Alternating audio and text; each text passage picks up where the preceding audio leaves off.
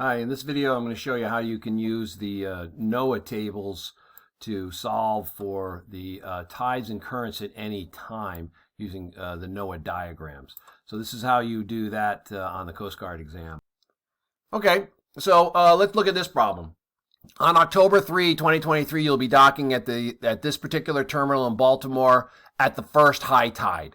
The berth is located between NOAA station, this number, and subordinate station here. So it's going to be between these two places. So what we got to do here is first, let me just introduce you to this table. So for the tide diagram, for the tide diagram, this is your date and time. Okay, so the second starts here and the third starts here. So since we want October 3, we want the second half of this diagram.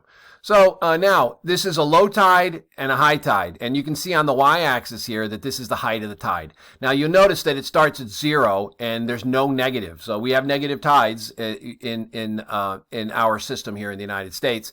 But since this particular day there is no negative, they don't show you any negatives on the y-axis. If there were negatives happening this day, then this scale over here would shift a little bit and they would show you that.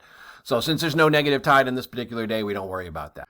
So we want to be on the third, and we want to be at the first high tide. So the third starts here, so there's a low, there's a high. Okay, great. So I can look at this, and it seems like that high tide is going to be about there, which is kind of halfway between 6 o'clock and 12 o'clock. So it should be around 9 o'clock in the morning. And down here it's the same thing. So that's the first high tide. It should be around 9 o'clock in the morning. But it's hard for me to get exactly down to a minute. And they've got these answers are in down to the minute. It's hard for me to get exactly down into the minute, interpolating over a scale that's over 6 hours. Well, it turns out that if I want information about a high tide or a low tide, I also have it in tabular form down here below the graphic.